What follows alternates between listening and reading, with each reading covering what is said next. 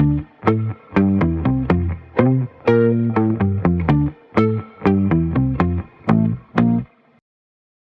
is 9:25 at night, just starting to pack the night before we leave for our trip. We just got back from the spring dance from cleaning up.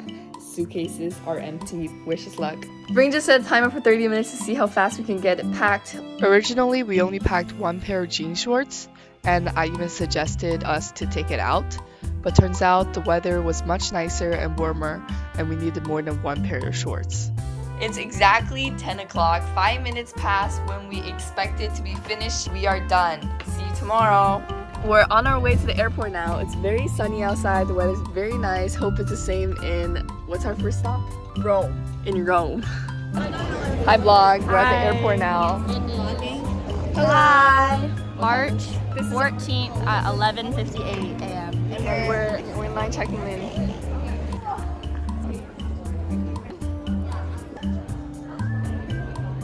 Made it past the security, walking through the gate now, and we're getting Starbucks after the line is gone. We are boarding in 10 minutes. We're about to board our first flight. I'm very excited. What are you most excited for, Katrina? The art. The art? Oh, the Colosseum. About the art. I'm excited about the food. I'm excited about hanging out with my friends. What about you, Sarah? The food. The food? Girl, what are you most excited about? The food. The food?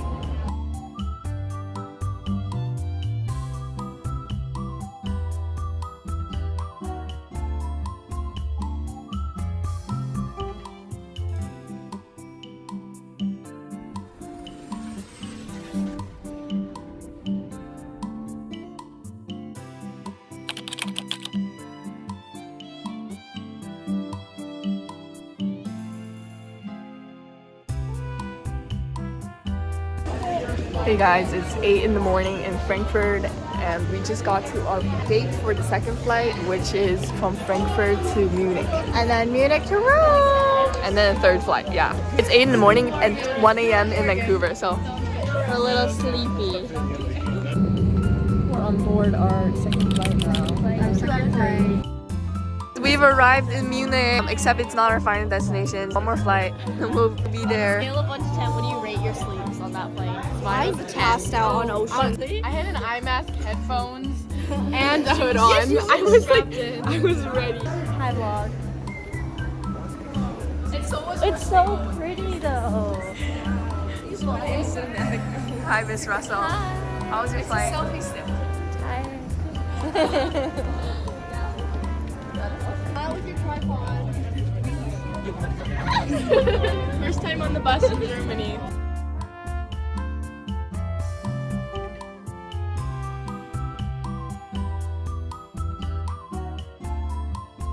Hi, we finally landed in Rome.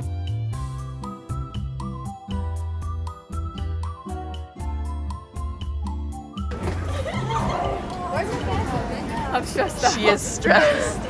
We're all waiting for her bag now. This feeling of waiting for your luggage with all your friends is equivalent to waiting for your acceptance letter from universities after all your friends have gotten their acceptance letter.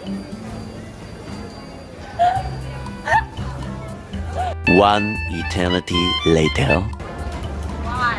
Oh yes, let's go! Yay! Okay. Yay! We finally arrived in Rome! Yeah! Bella loses her phone the second we step out of the airport. I go, guys, I don't have my phone.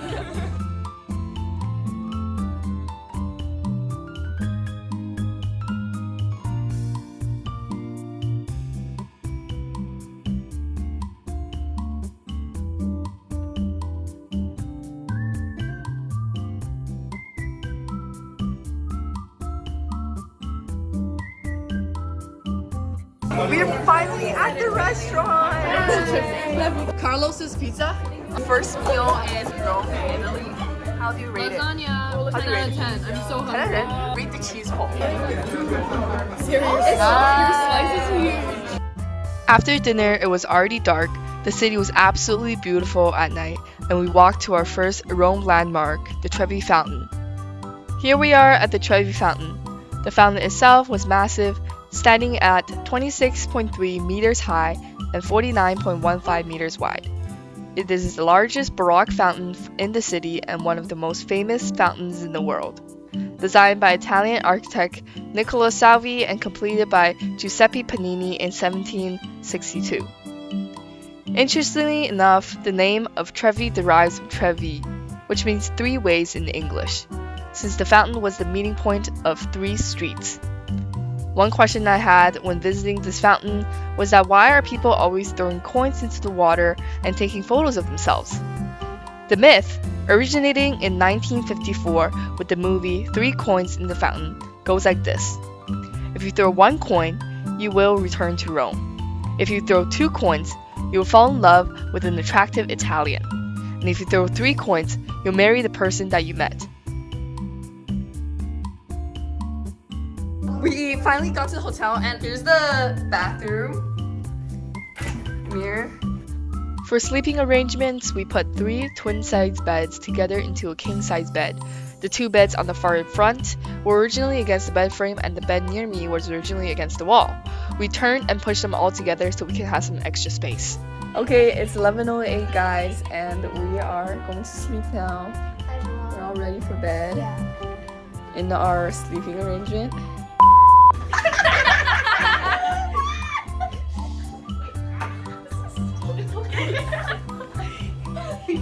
We're not self-employed.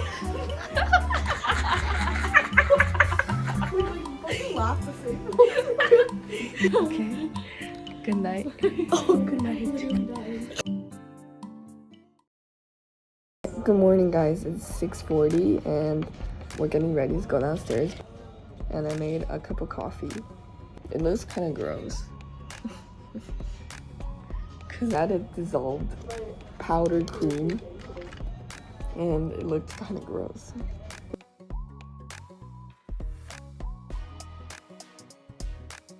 Good morning. Good morning. It's I think 7:37 and we're getting ready to go to The Vatican. City. Yeah. Hi guys, we're at Vatican City now and we're outside of the walls. You wanna say hi to my vlog? This is our Hi.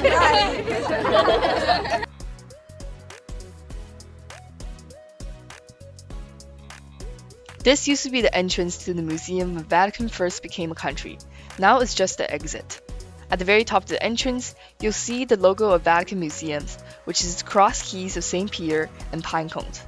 Statues of Christ and Redeemer and the 12 apostles, as well as angels and other decorative elements can be seen to ornate the majestic appearance of the entrance. This building is the tallest building in Rome until today, standing at 130 meters. It is built over the St. Peter's tomb, called the St. Peter's Basilica. Around us are the Vatican Museums. Vatican City, as the smallest country in the world, holds 700 citizens, and all of them work for the country by working in the museum, bank, army for the Pope, Vatican institutions, and schools. They have a residential area where tourists cannot enter and will need a special invitation to go in. So this yard is called the Pinecone Court. And that's because of this large pinecone statue at the center over here. So we're allowed to take photos and videos everywhere in the city except for the Sistine Chapel. So once we enter the Sistine Chapel, I'll pause the vlog. The Sistine Chapel holds some of the most famous paintings in the world. Although I can't show the paintings live in this video, this board shows every painting in the chapel. The name of the chapel came from the Pope Sixtus and was built at the end of the 1400s. Painters who came from Florence painted on the 2 sides of the chapel the 6 histories of Jesus Christ and the 6 histories of Moses' life. For example, this painting is the crossing of the Red Sea, when Moses led the Israelites to the Holy Land, leaving Egypt. And here is a very important picture for the Pope, when Jesus passes St. Peter's the keys, signifying that the Pope will represent Jesus on the earth. This painting is the famous The Last Supper, depicting Jesus with the apostles. And on the ceiling of the chapel, Michelangelo, who was called by the Pope Julius II, painted the beginning of the human history, the most famous Italian painting. The architecture on the ceiling is painted and not sculpted. He divided the ceiling into 9 paintings, starting with God dividing the darkness and the light, to Adam, the first man, touching fingers with God to start the first human life, to God sending flood and rain for 40 days to punish the humans. The modern statue called Sphere Within the Sphere, created by artist Arnaldo Pomodoro, was gifted to the Pope of Vatican in 1990.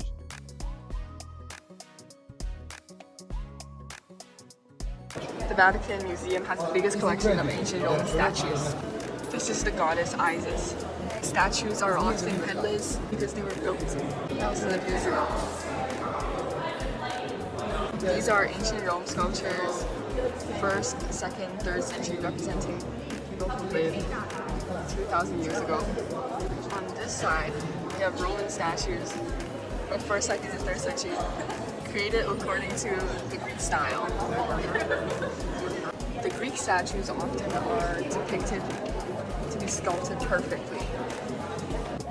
These statues were always painted with beautiful colors, but after war, after being covered with grease, they became white.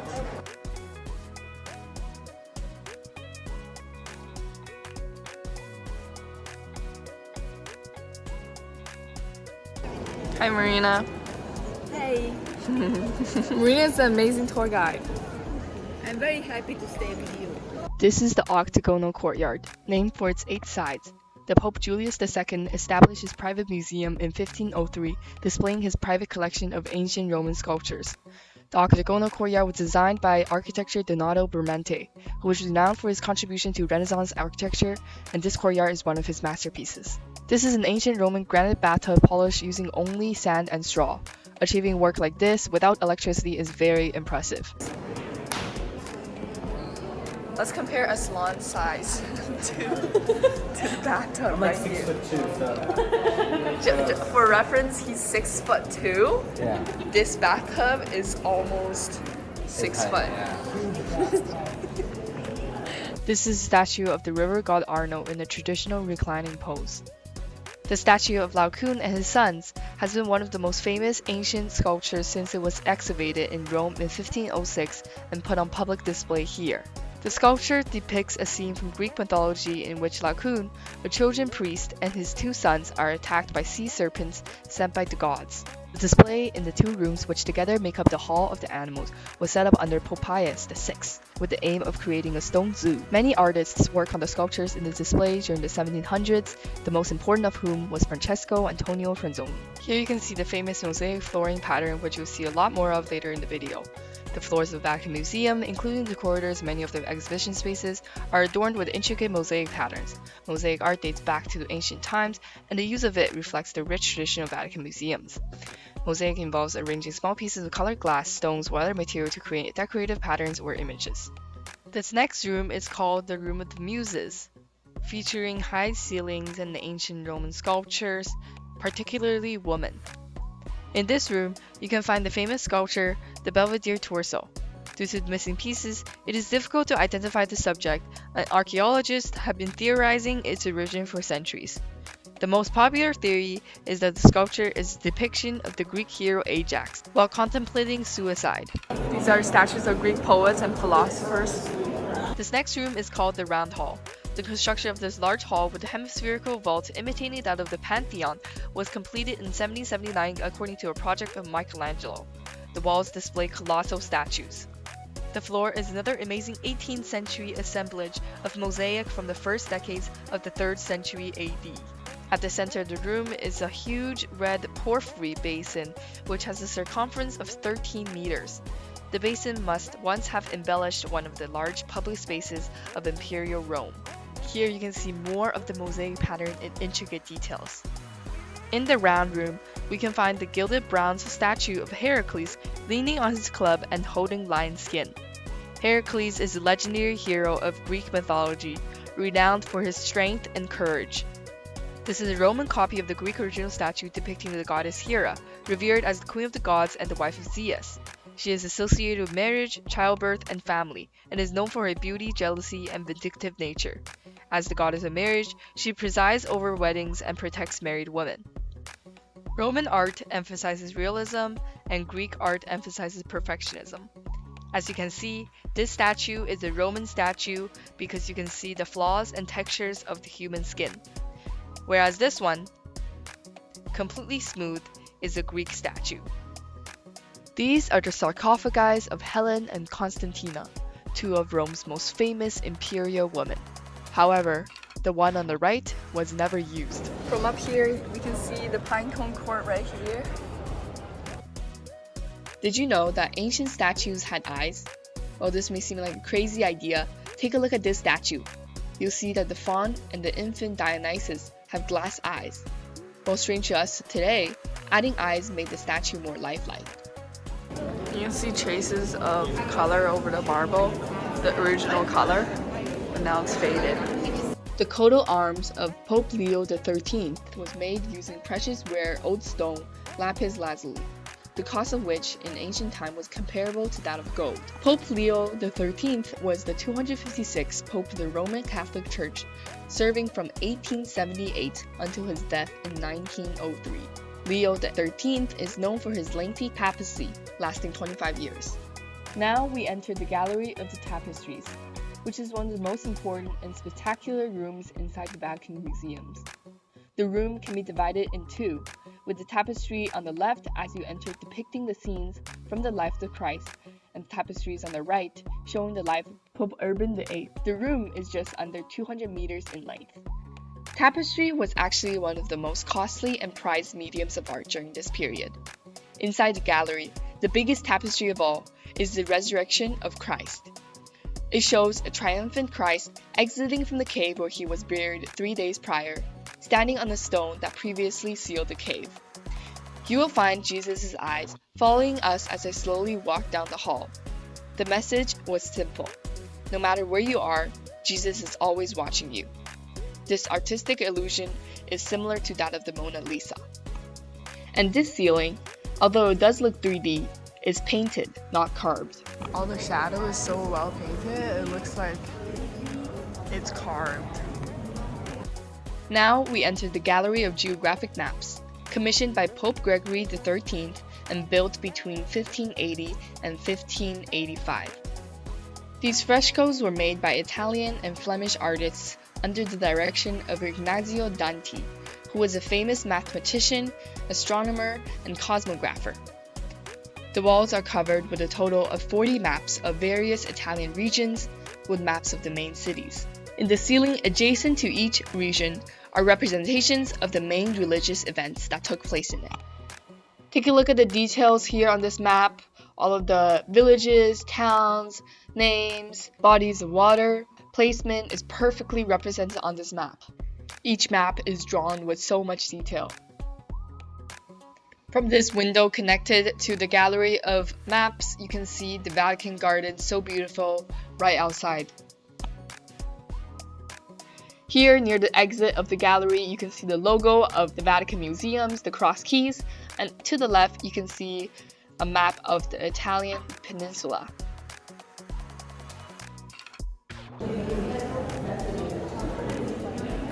Hi. We just went to the Gallery of Maps, the round room, Pinecone court, and now we're finally going to the main part of the trip. As we just visited the chapel, what did you guys think of it? I thought it was beautiful. What's your favorite painting? Adam and God, the one in the very center of the ceiling. One where it's God finger? Oh yeah. We're now in the St. Peter's Square. And what did you guys think of the chapel? Very beautiful. What was your favorite piece of painting there? This one. Oh, that's everybody. Why is that everyone's? So I only know that. So we're here inside the Basilica. Basilica Church, yeah. Use 2 adjectives to describe what you think of the chapel. Absurd and unique. Absurd and unique. What about you? Stunning and complex. Wow. Here we are entering the mother church of the Catholics, the St. Peter Basilica. That is the Holy Gate or door. St. Peter's Basilica is the largest church in the world by interior space. Its size and grandeur are awe-inspiring, with a capacity to hold up to 20,000 people. The basilica is built upon the traditional burial site of St. Peter, one of the 12 apostles of Jesus, and the first pope according to Catholic tradition. The dome of St. Peter's Basilica is one of its most iconic features. Designed by Michelangelo, it rises to a height of 136.6 meters and is one of the tallest domes in the world. It offers stunning views of Rome from its top. Michelangelo's Pieta is one of the most renowned and revered sculptures in the world. It depicts the body of Jesus Christ after his crucifixion being cradled by Virgin Mary. The word Pieta translates from Italian as pity or compassion, reflecting the emotional theme of the sculpture.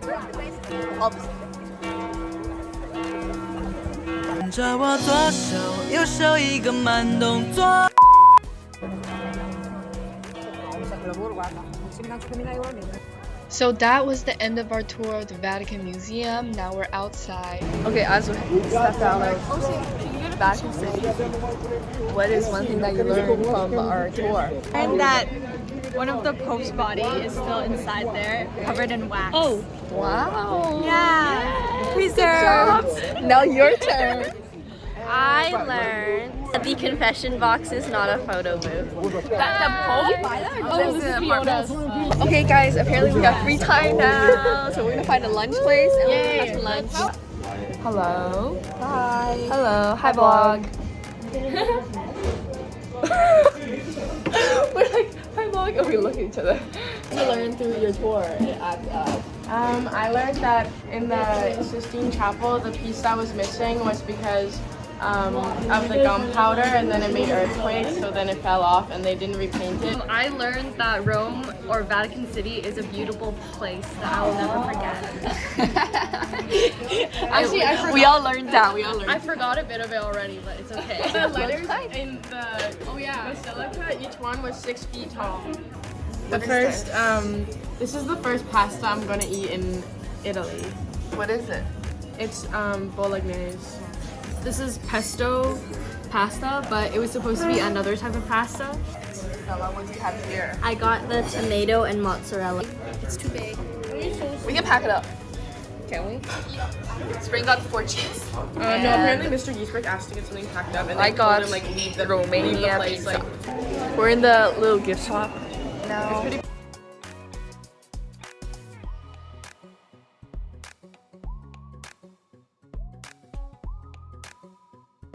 We just finished lunch and we're now walking all together to the bus, and we're going to the Catacombs. I learned that there was a woman who was a Roman and she converted to Christianity, and then the Romans didn't like that, so they tortured her and they buried her, and yet years later they found her body and she still wasn't decaying. I learned that only 2/3 of this catacomb is restored. There are 300,000 plus. I learned that this catacombs are over 90 acres. I learned that the big bricks, that they use those to restore the dirt because it was all originally made with dirt, but they use like these huge bricks so you can tell where it's being restored. We are now at the eastern end of the old city center where the Spanish Steps are located. The top of these steps are dominated by Trinita de Monte Church, which is a 16th century French church, and at the bottom of them is the Spanish Square and the Spanish Embassy. These steps date back to 1723, designed by Italian architect Francesco de Sanctis.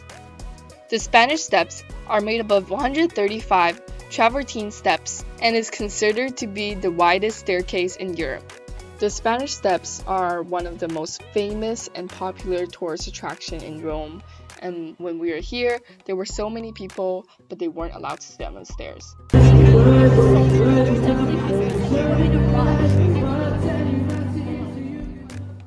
After visiting the Spanish Steps, we spent some time downtown and there were a lot of street performers.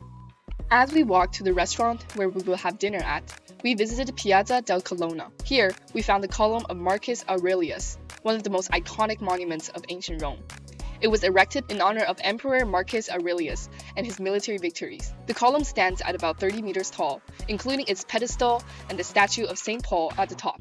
It's made of Carrara marble and consists of 28 spiral bands of relief sculpture wrapping around the shaft. These intricate reliefs depict scenes from Marcus Aurelius' campaigns in a narrative fashion, offering insights into Roman military tactics, customs, and daily life during that era. Also inside the Piazza del Colonna is the Pantheon, one of the most well-preserved ancient Roman buildings, renowned for its remarkable dome. It's a perfect hemisphere with a diameter of 43.3 meters and was constructed using concrete. Originally built as a temple to dedicate to all the Roman gods, the Pantheon was later converted into a Christian church, now known as the Basilica of St. Mary and the Martyrs. We finally arrived at the restaurant called Il Facciolaro, which is one of the oldest restaurants in Rome. We were all served carbonara. Rate the food just now out of 10. Oh, 1. Hi. 6. Rate the food?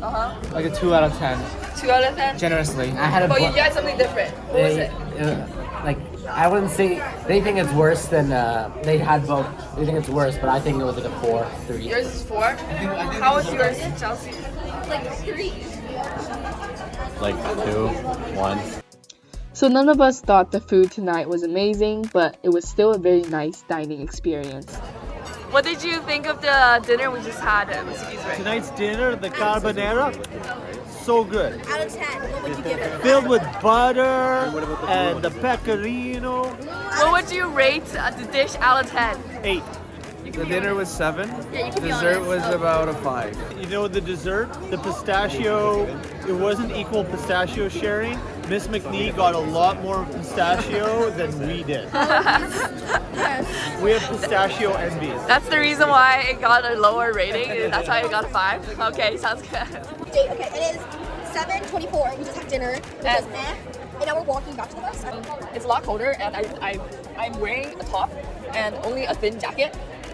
And it was how I dressed for the sun. And now that it's at night, it's freezing. I'm chatting my teeth out. So hopefully we're walking back to the bus so I can change it to my hoodie and vest. I'm gonna film the more interesting walkers, the ones that look at the streets. Yeah. Also really cool. Yeah. Santa looks like she's shivering as well. Same as me.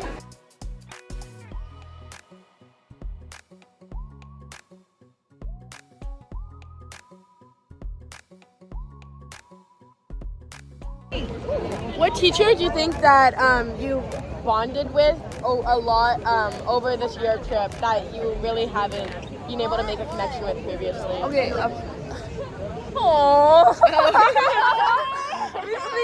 What about me? I think we have our answer.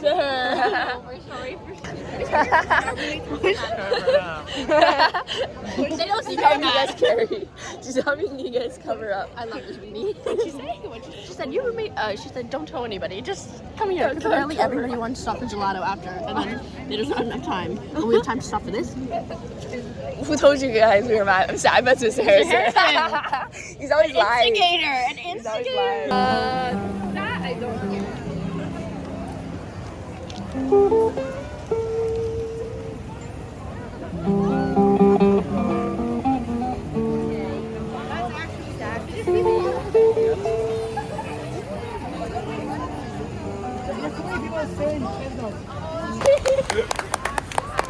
That's honestly really scary though. Yeah, that's what After a very long walk after dinner, we passed by a part of the Tiber River, which stretches to about 406 kilometers in length.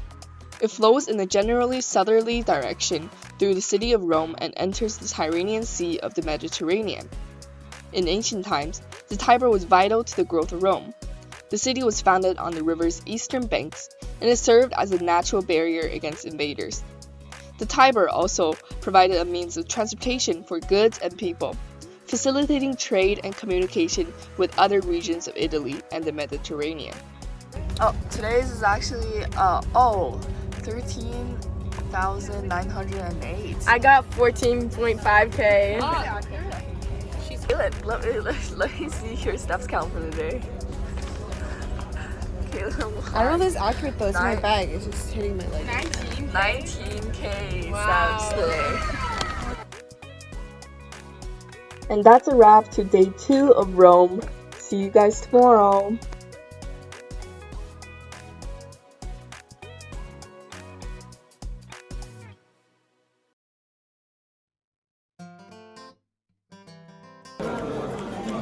Hi guys, good morning. It's 7:17 and this is our breakfast today. It's day. Aslan, say hi to the vlog. We're still in Rome and this afternoon we're going to be driving to Florence for 4 hours on the bus. After breakfast, we'll be going to the Colosseum and grab lunch after, and we'll be on the bus for the rest of the day. Hi guys. Hi vlog. It's 7:33. Okay, we're going downstairs now to go to the bus. And we're all packed up and we're gonna say goodbye to Rome now.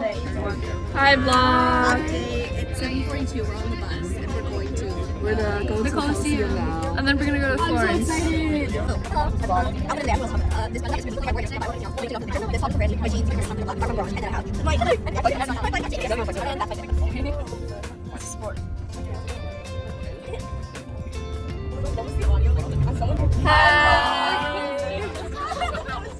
Wait guys, wait. Look how flexible I am. Hi guys, we're gonna play Wavelength and Ocean's gonna start. Ocean's gonna start. Let's do, no, what is it? Yeah. Okay. Wait. Ocean, don't open your eyes. Yeah. Go. Okay, I just have to. Okay. Ocean, close your, open your eyes. First date plot. Movie? Yeah, movie.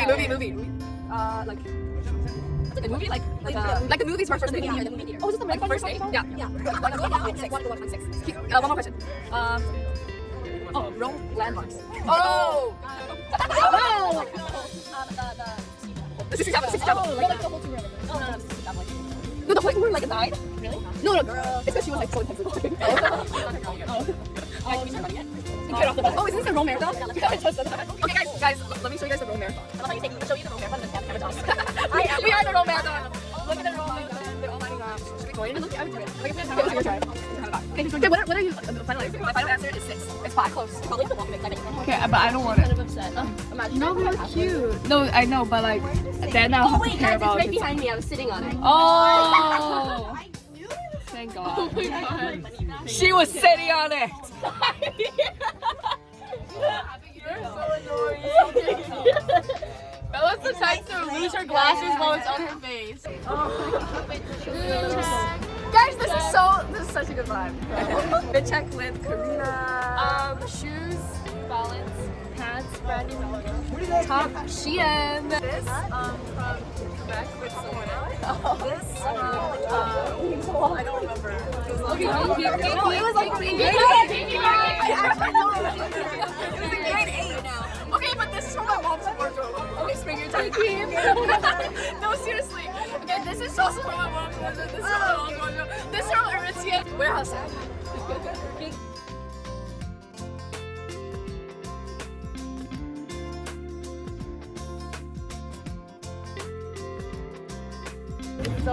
Hi guys, we're taking over the vlog because we're the better duo. yeah, because obviously we are funnier. We're currently on a walk to the Colosseum.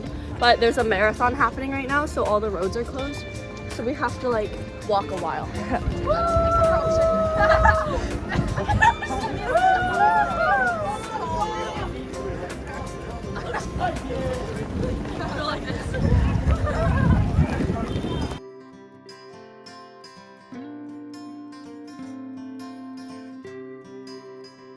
Welcome to Pickpocketing 101. Miss McNee, it'd be so easy to pickpocket you right now. Why? No, but like I could just slash a hole in that. What are you talking about, You should put Trina? the boat straps on. After check. Slay! It looks so cute. She's ready for the day.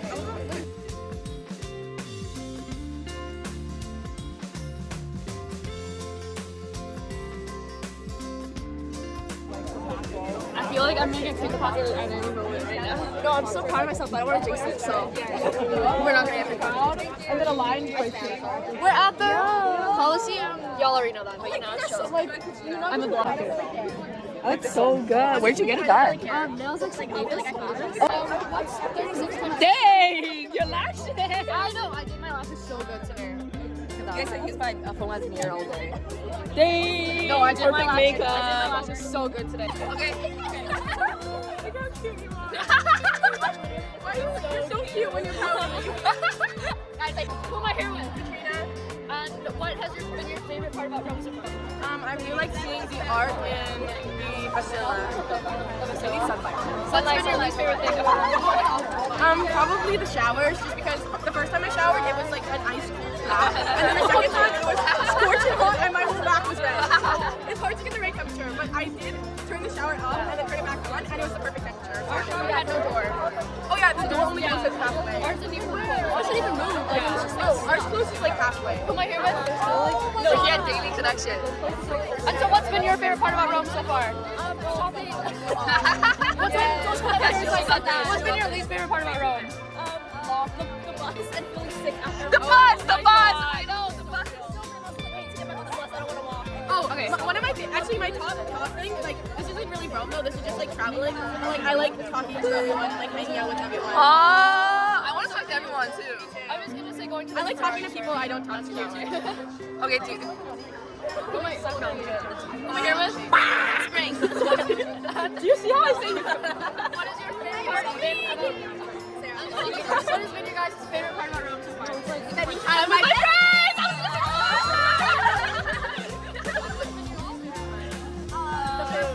Oh yeah, the food from Belvedere. Oh, the French fries. Garlic fries. Garlic fries on gas though. No, they were not. No, not they were not. Trust. We had to dump them in the kitchen. Yeah. Okay, what's something you guys are looking forward to? Editing your for jump on the bus. We're here with our Insta baddie.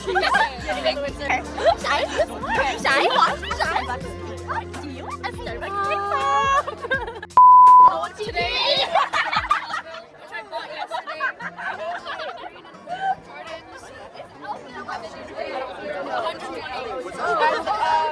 Sunglasses. 21 sunglasses. Wow. Oh, and my TNA handy bag. Wow. Who on the trip have you haunted unexpectedly? Oh, she's looking around being like, no. She's like, not you, not you. She's like, no. Next. oh, Mr. Giesbrecht. wait, Mr. Harrison. We're here at Daily Connections, and this is our interviewer, Annika, and we're here with Mr. Giesbrecht. and Mr. Harrison. Okay, can you walk us through your outfit, please? Walk us through your outfit! In 21st century dad style, most of my fit comes from Costco. Costco shirt, it's the golf shorts, of course. And like all dads, New Balance! It's giving Steve Jobs and Zach.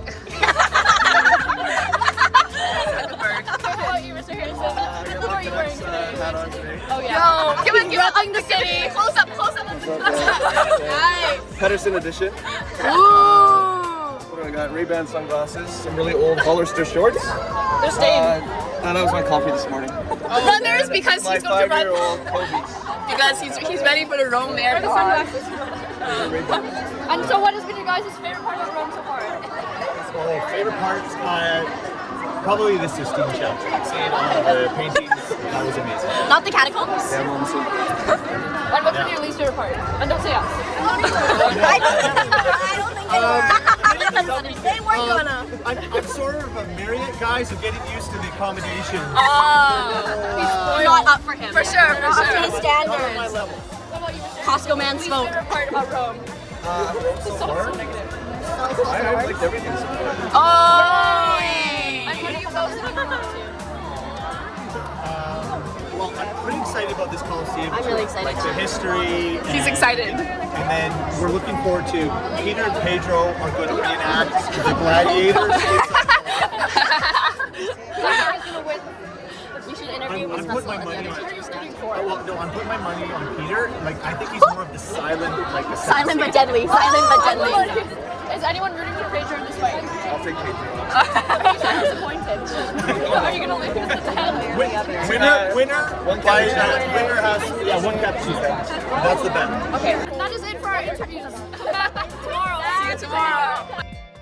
After quite a bit of waiting, we finally entered the Colosseum.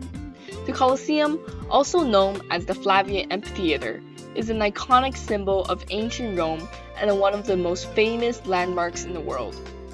The Colosseum was designed with 80 entrances as part of a crowd control system to ensure a fast and organized start to the games. Each entrance was numbered to allow spectators to access their designated seats as quickly as possible. Out of the 80 entrances, 76 were reserved for the general public, and the remaining 4 were known as the grand entrances: the North Gate, the South Gate, the Gate of Life, and the Gate of Death. During the gladiator games, the gladiators would enter the arena through the Gate of Life and exit that way, if they survived. Those who perished in battle would be removed from the stadium through the Gate of Death. Emperor Vespasian began construction of the Colosseum around 70 to 72 AD, and it was completed in 80 AD under his successor, Titus. The amphitheater was built to host various public spectacles, including gladiatorial contests, animal hunts, executions, and mock naval battles. The Colosseum is 189 meters long, 156 meters wide, and stands at 48.5 meters tall. It could accommodate approximately 50,000 to 80,000 spectators, depending on the event. The outer walls are made of travertine stones and concrete, and the interior seating was divided into different sections based on social class. Beneath the Colosseum arena floor lies a network of tunnels and chambers known as the Hypogeum. In this model, you can also see the reconstructed trapdoors used to bring animals or slaves into the arena. This area was used to house gladiators, animals, and stage sets before they were raised to the arena floor using a system of elevators and pulleys. Over the centuries, the Colosseum fell into despair due to neglect, natural disasters, and looting of its stones for other construction projects. However, efforts to preserve and restore the monument began in the 19th century, and it has since become one of Rome's most visited tourist attractions. This is a model showing the Colosseum's glory before all its destruction and damages.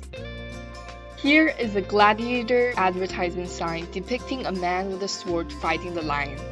According to the museum, the circle and the cross refers to the death of the big cat. The stark black and white style mosaic was popular in the 2nd century. Normally, gladiators were slaves, prisoners of war, prisoners sentenced to death, all people whose life counted for little in those times. And yet, free men also chose to become professional gladiators, certainly induced by the reputation it would give them and their rewards. The winners were awarded the crown of victory and also prize money. Between the beginning of the gladiatorial games in 264 BC and their final banning in AC 404, thousands, including many Christian martyrs, lost their lives in the Colosseum.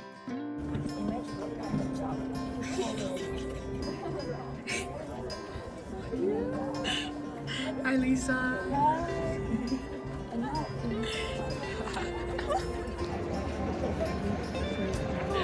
Guys, we look so cool.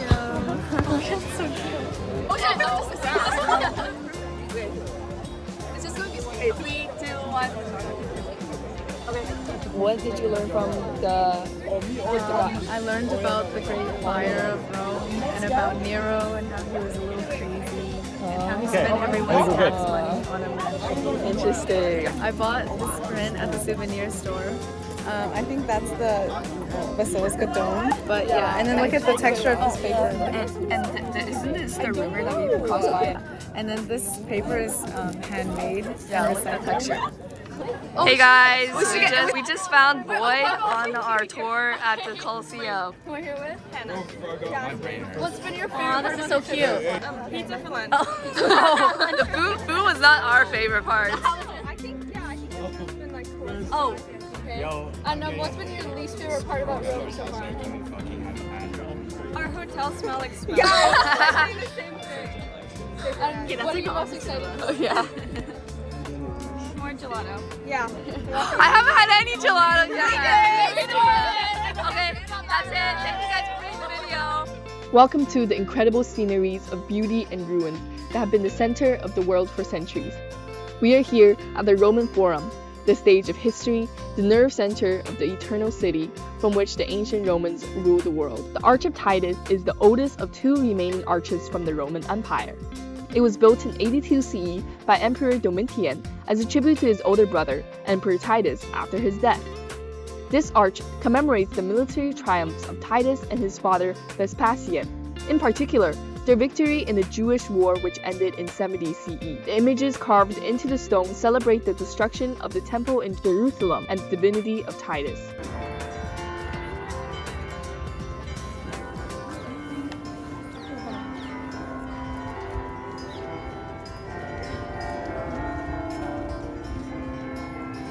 This is one of the best preserved structures in the Roman Forum, called the Temple of Antoninus and Faustina. The temple was originally built in AD 141 by the Roman Senate in honor of the Emperor Antoninus Pius, who ruled from AD 138 to 161. After Faustina's death in AD 141, Antoninus dedicated the temple to her memory. Because of this, Faustina was the first Roman empress with a permanent presence in the Roman Forum. When Antoninus Pius was deified after his death in 161 AD, the temple was rededicated to both Antoninus and Faustina by his successor, Marcus Aurelius. And of course, this isn't the only temple in the Forum. In total, there are 8 temples, 3 basilicas, and 5 triumph arches. We are now on the Palatine Hill, and in front of us is the Hippodrome of Domitian, an ancient stadium located on the northeastern slopes of the Palatine Hill, overlooking the Roman Forum. It was built by the Roman Emperor Domitian in the late 1st century AD, likely between AD 81 and AD 96. The structure served as a venue for various forms of entertainment and athletic competition, including chariot races, athletic contests, and public spectacles. Okay, hey guys, we're on our way to Florence. It is a 4-hour drive. Our vlogger is sleeping, so we're doing a tired from a day's work. Another soldier down. Another soldier down. They're not even Soldiering. Okay, now they are. Oh, now they're. Are you enjoying the back of the bus? Because we're so fun. You know what? The energy is over the top, particularly by the 3 gentlemen behind me. Wait, us?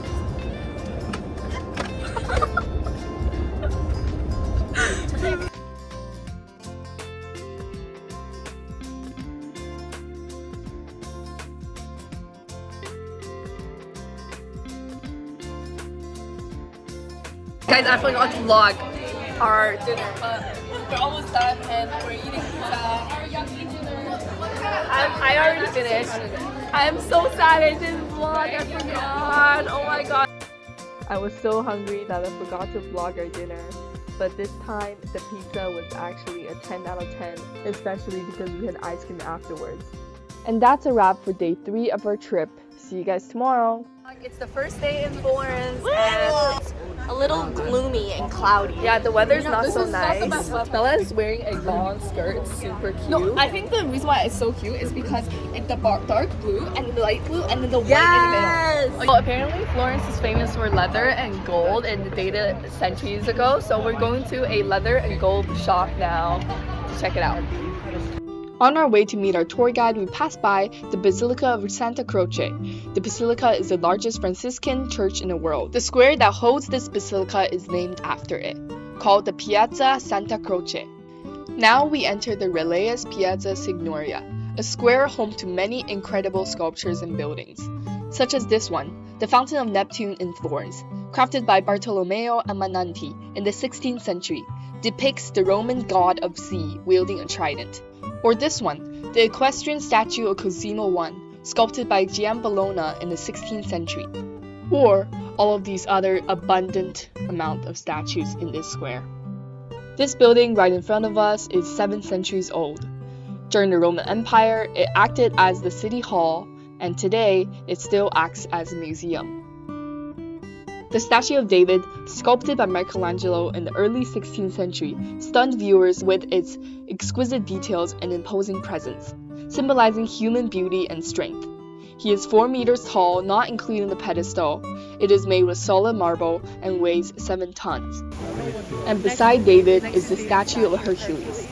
Here is a very important statue of Perseus with the head of Medusa. On the pedestal is Perseus' father. This statue depicts the most important event of Perseus' life, which is the killing of Medusa. As you can see, Medusa does not have hair on her head and instead, she has snakes.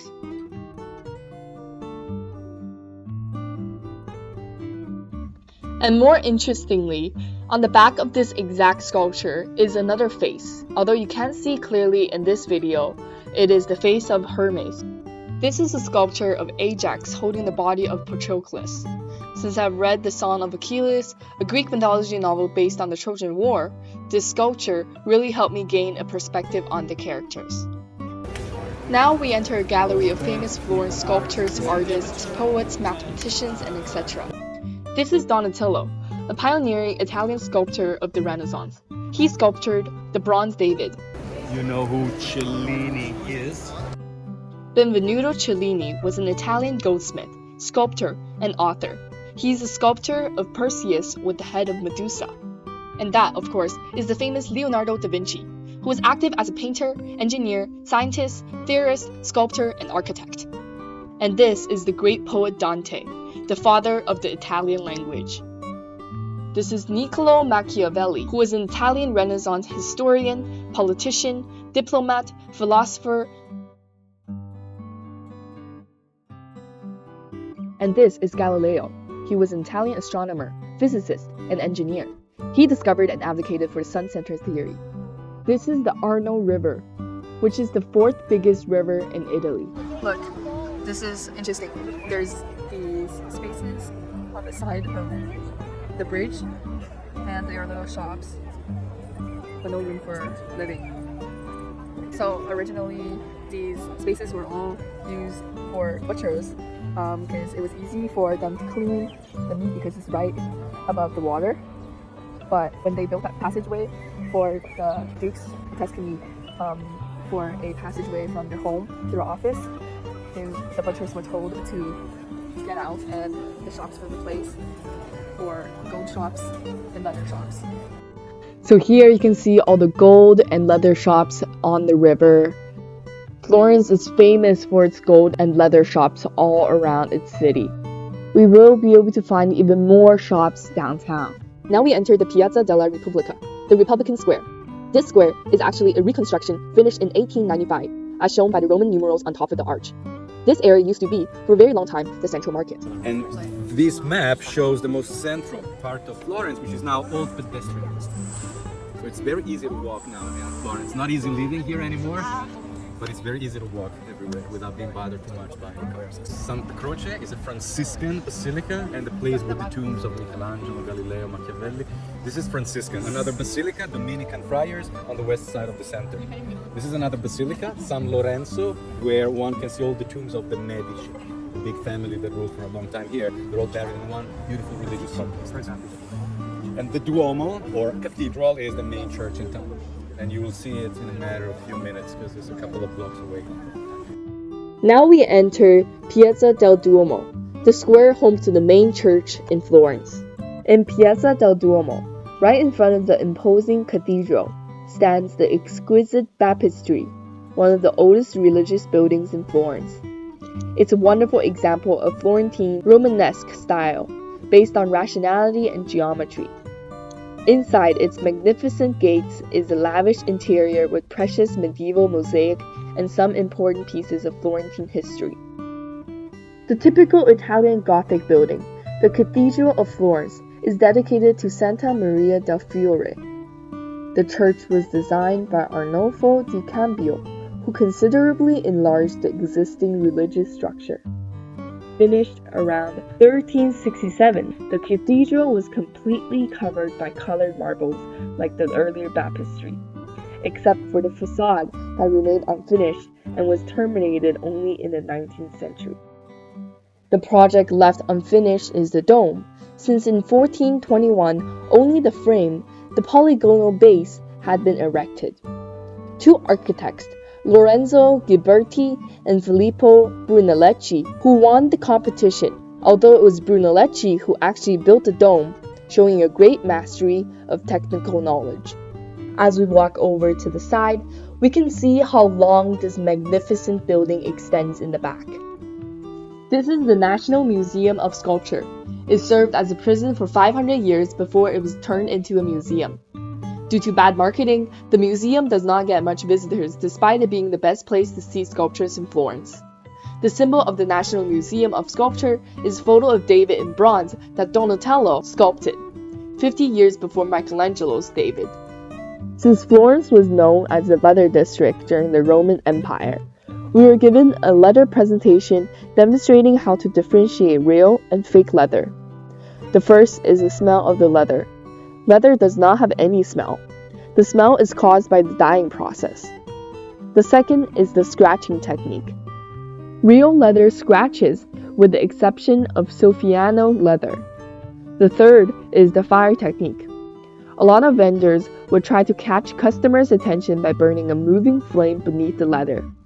Moving flame does not burn anything. Lastly, to identify real leather, you need to look for these labels. This is real leather, has a natural suede. Yeah. Fake leather, they can't replicate it. It's too expensive to make a suede. Real leather. And after the guided tour in the morning, we had the entire afternoon to ourselves exploring Florence downtown.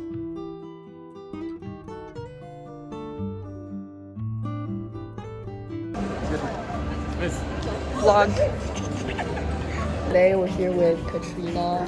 Hello. We're at Kiko Cosmetics. Traveling is embracing the different stores and cultures that come with it. So as we travel, we diversify ourselves with the different local Italian stores.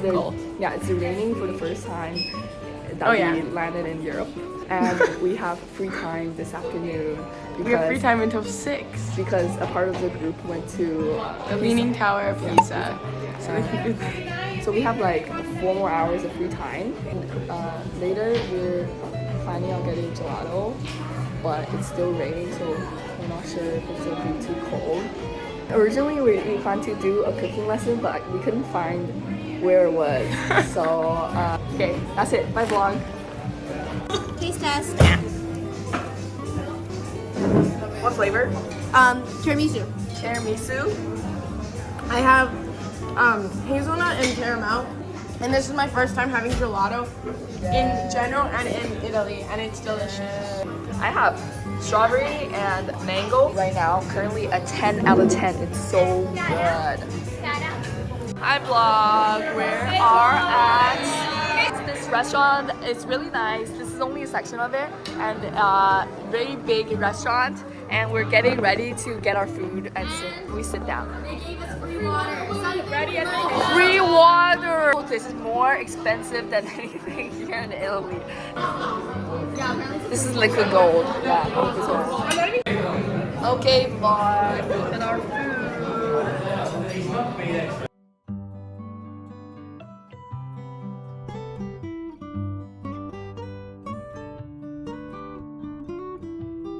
Neptune looks even more beautiful at nighttime. I'm absolutely in love with the city, and that's the end to Florence. See you guys tomorrow!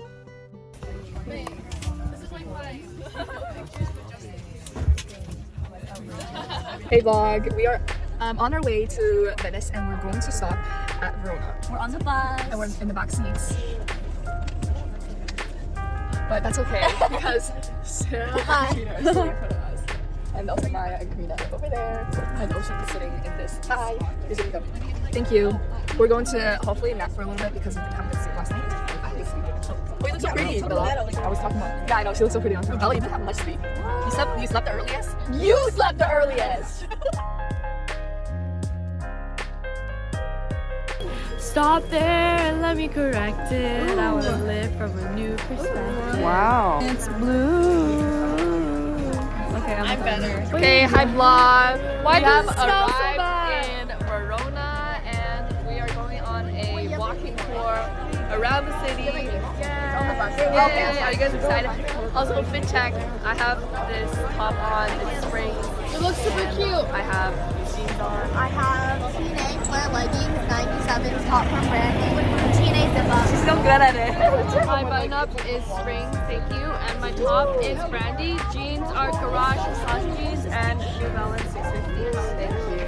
My top is from Brandy, and my jeans are from PacSun. This stick has been the best thing the entire We make fun of always one stick. We make fun of you for it, but this stick is actually You guys like it. I know you guys like it. Verona is a city in northern Italy.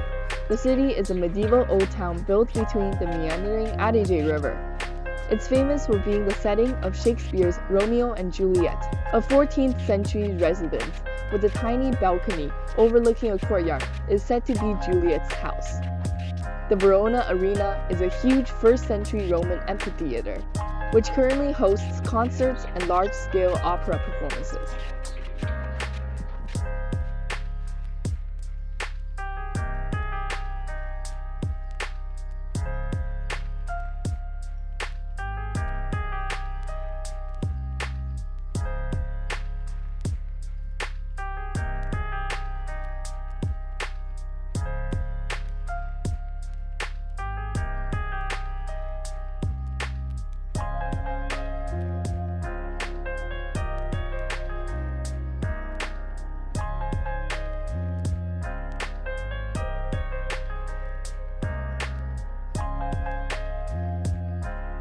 Hi. Hi. Say hi to the vlog. Thank you. How are you? The vlog is good.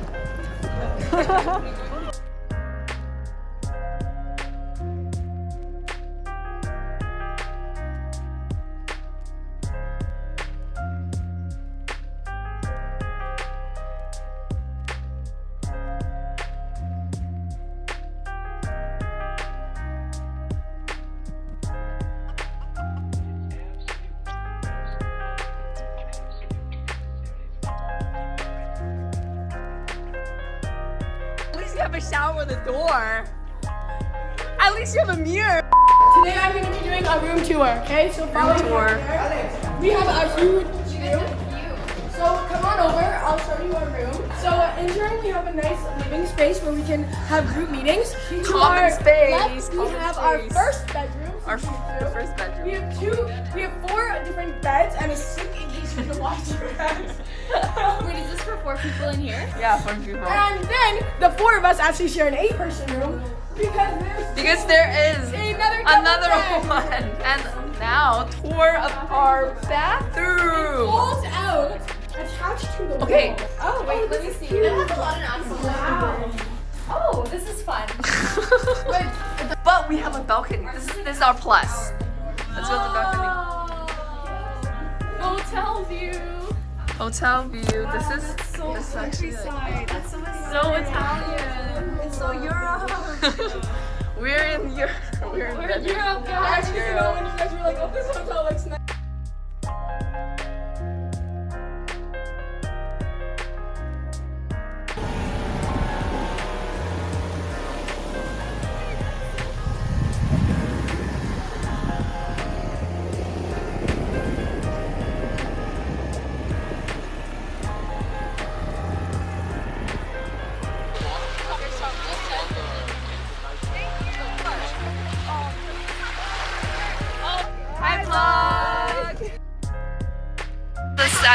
I was expecting like a bad beach, and I come running down. I see people scattered, brunette people scattered around the beach, and you have no idea. Hi guys, we're at the beach. Oh, the lighting's so nice. How can I get a coat if I already have a coat? Wait, guys. Wait.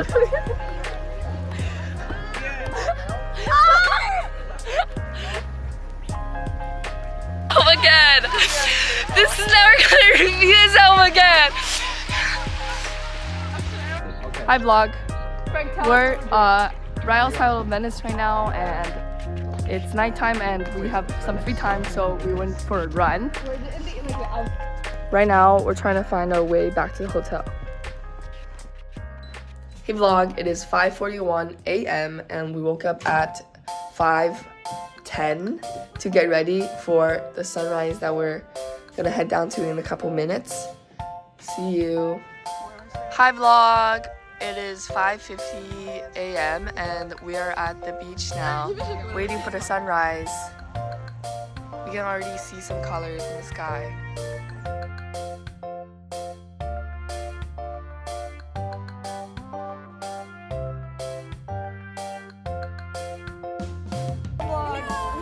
Hi vlog! Hi, Cabby. We are at the port to go to Venice now. It's 8 in the morning. Not that cold, it's around 10 degrees. And the boat ride is gonna be around 30 minutes. Vlog, that's our boat. And that was boys' boat. And this is our boat.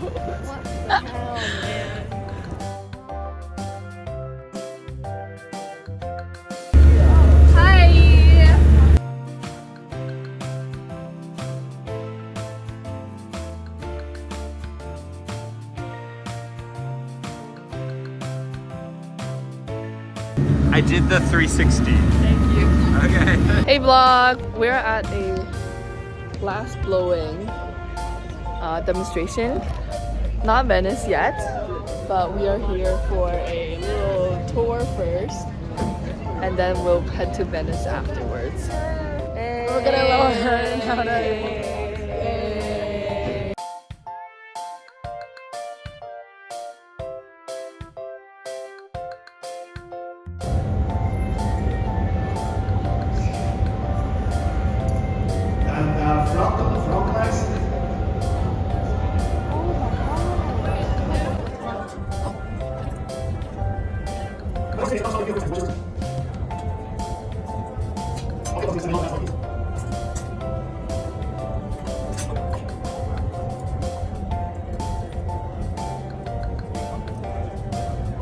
The horse will be on fire. There you are. Thank you very much. Now Massimiliano is going to walk across to you to show you the final result so you can remind what you just said. Okay? Did you enjoy it? Yes or no? Yes, thank you. Can't get you off my mind. Can't get you off my mind. You got plans. I didn't listen. She told me It was crazy from the start. Wow, that was really good. Thank you.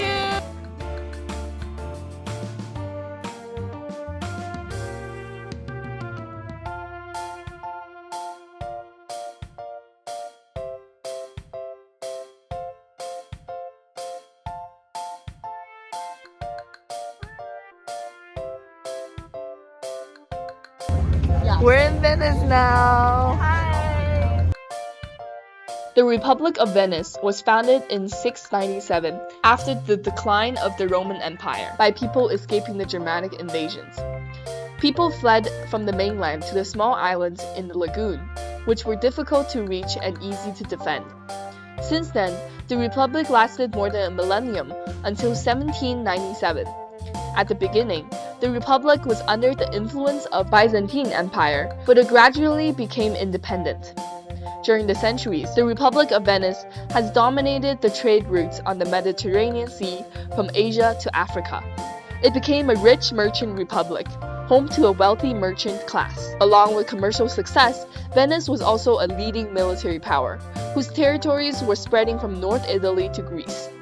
The lands, once owned by Venice, belong now to 7 different countries: Italy, Slovenia, Croatia, Montenegro, Albania, Greece, and Cyprus. It is easy to recognize a land owned by Venice from its universal symbol, the Lion of St. Mark. Venice was also an industrial city. It was famous for its glassworks, medicines, trades, and shipbuilding industry, as well as for its vivid cultural environment. The Republic of Venice was ruled by an oligarchy of merchants and aristocrats. The Doge was the most important political entity, and it was elected for life by members of the Great Council of Venice, the city-state's parliament. The Doge had to live in Palazzo Ducale, surrounded by a rich ritual, but he had to support himself and his family with his own financial resources. Venice's decline as a powerful maritime republic began with the opening of new commercial routes in the Atlantic. It is possible to recognize this glorious past everywhere in Venice. The rich buildings along the Grand Canal and in other areas belong to the rich merchant families, and the buildings keep the name of the family. Most important of all, Venetians are very proud of their history and particularly fond of their traditions. This beautiful white building is called the St. Mark's Library.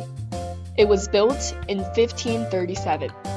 These two pillars came all the way from Greece, used to mark the entrance to the square. On top of these pillars are two statues representing the two major saints of Venice. In the pillar near the library is Saint Theodore standing on top of a dragon, the first major saint of Venice. And in the 9th century, the Venetians chose Saint Mark. Venice has the most buildings erected after the fall of the Roman Empire. Saint Mark's relics, the remains of Mark the Evangelist, are held in Saint Mark's Basilica. Here we can see the side of the basilica. Now we have a tour of the Doge's Palace, the residence of the Doge of Venice. The palace was built in Venetian Gothic style. This is called the Golden Staircase. This majestic staircase is named because of the bright stuccos embellished with gold leaf. The painter created an optical illusion with the staircase that makes it look like it extends longer than it does. Now we enter the Senate Hall. The Senate, also called the Council of Patricians, was a body composed of 60 patricians and a commission of patricians of equal number called Zonta. The chair for the Doge is not especially adorned because Venetians don't give one person all the power. The walls of the courtroom are adorned with two clocks, one of which bears the signs of the zodiac. The last degree of justice was exercised by the most feared tribunal, the Council of the Ten. This commission had exceptional powers and met in absolute secrecy in what is known as the Hall of the Council 10. Here, during a trial, no one could enter, not even the accused. The trial took place by reading statements of both the defense and the accused, and decisions were made by a vote that had to be 80% majority. This is the chamber of the Great Council. It's in the famous Higher Council Hall where up to 2,000 members of the aristocracy met that the Republic showed all its magnificence. This is an impressive hall, monumental in size. These are the state prisons. And that's the end of the Doge's Palace tour. After the tour, we went on a gondola.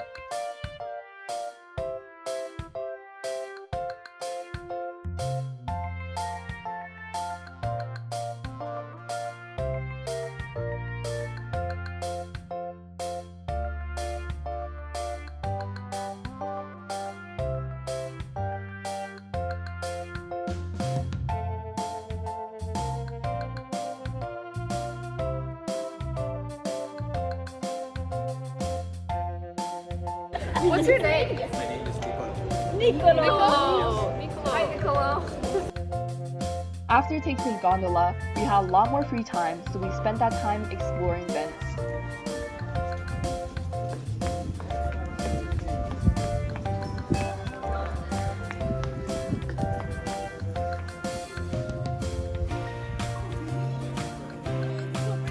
We found Leaning Tower of Pisa! No, how do you spell Leaning Tower?